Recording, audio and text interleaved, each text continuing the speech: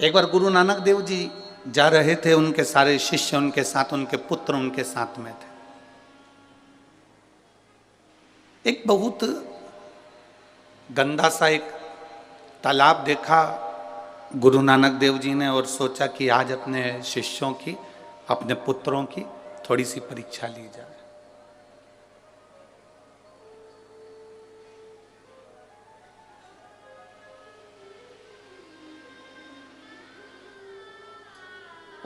उनके पास में कटोरा था, पात्र था।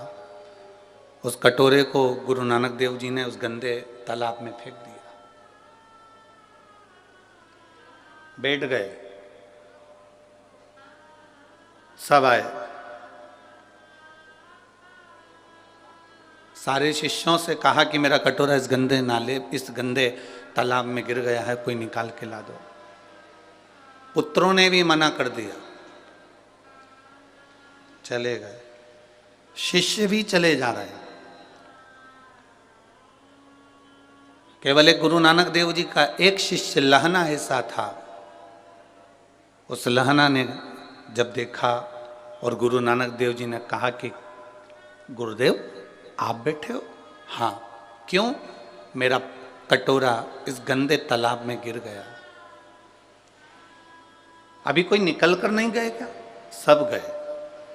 मेरे बेटे भी निकल कर गए, मेरे शिष्य भी निकल कर गए, पर कोई गंदे तालाब में कूदने को तैयार नहीं। लहना ने कहा गुरुदेव आपको कटोरा चाहिए? हाँ। लहना ने एक बार भी कुछ बात नहीं करी और लहना कूद गया उस गंदे तालाब में और कटोरा निकाल कर अपने गुरुजी को हाथ में लाकर दे दिया। गुरुदेव ये कटोरा। गुरु नानक देव जी ने कहा कि तूने ये नहीं पूछा कि कटोरा गिरा कैसे? कटोरा गया कैसे? तूने एक बार भी नहीं पूछा कि ये कटोरा गिरा कैसे, गया कैसे, गंदे तालाब में पड़ा कैसे? गुरुदेव आपने कह दिया ना कि कटोरा बस तालाब में गिर गया। अगर शिव का वचन, शिव महापुराण के शब्दों पर, गुरु के शब्दों पर यदि एक विश्वास पक्का है तो फिर उस विश्वास पर अगर तुम चल दिए तो ये निश्चित है कि एक ना एक दिन गुरु की और शिव की कृपा जब बन गई तो जिंदगी में अपनी हाल हो ही जाओ। फिर आपको निहाल होने में कोई दिक्कत नहीं है।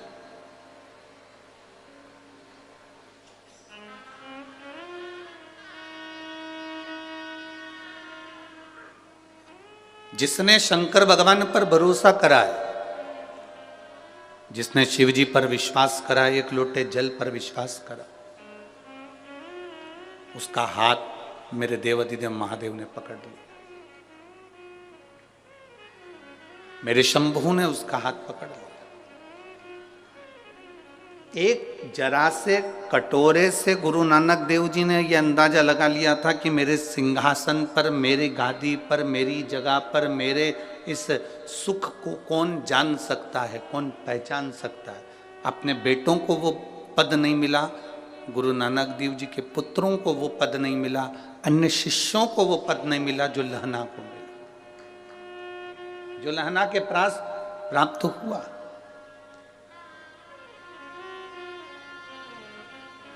आपको शिव जी के मंदिर जाकर ये नहीं बार बार कहना कि मुझे दुख है। आप तो, आपका घर का जो पानी है ना, आपके घर का जो जल है, जब आप उस जल को लेकर जाते हो ना और शिव जी के मंदिर में पहुंचते हो तो वो जल बता देता है कि आपका दुख कितना है, आपकी तकलीफ कितनी है।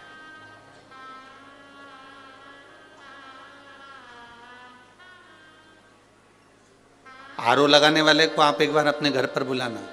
आया आपके घर पर कभी आरओ लगाने वाला? आरओ का पानी, आरओ का जो मशीन लगाने वाला आपके घर पर आया होगा, सबसे पहले वो पानी की जांच करता है। बोलो री जीजियों, ओ बटिंडा वाली, और जितने मेरे जीजा बैठे हैं वो भी बोलो सही है कि गलत है।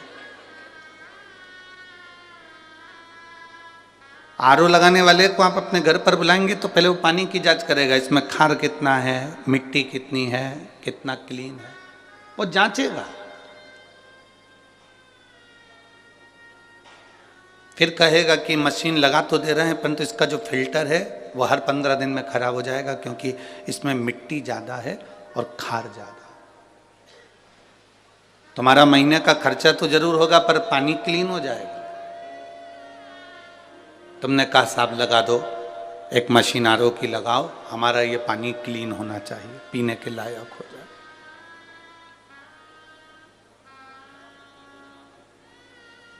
शिव जी के ऊपर जब एक लोटा जल चढ़ाने के लिए आप जाते हैं तो जैसे मशीन पानी को क्लीन करती चली जाती है, धीरे धीरे रोज जब हम देव अधिदेव महादेव पर एक लोटा जल समर्पित करते जाते हैं तो हमारी जिंदगी का दुख भी, कीचड़ भी भगवान भोलेनाथ क्लीन करते चले जाते हैं धीरे धीरे साफ।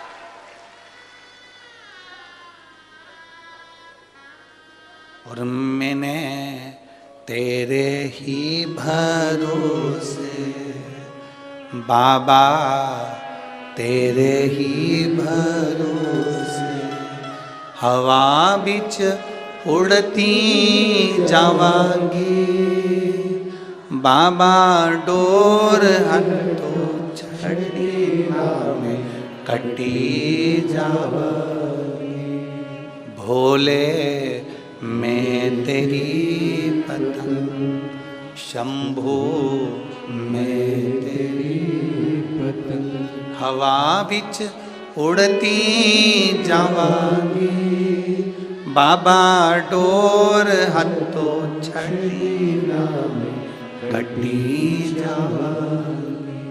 भोले मैं तेरी पतंग, शंभू मैं तेरी पतंग। इस लाइन को सुनने के बाद एक बार भगवान ने एक भक्त से पूछा कि ये बता तुझे उड़ाऊं कि नहीं उड़ाऊं।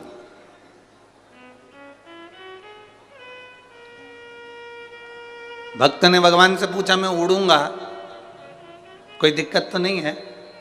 भगवान कहते हैं डोरी मेरे हाथ में है, उड़ाऊंगा, बहुत ऊपर पहुंचेगा, बहुत ऊपर पहुंचेगा। पर इतना याद रखना, पतंग और इंसान जितनी ऊंचाइयों पर जाता है काटने वालों की संख्या ज्यादा बढ़ जाती है।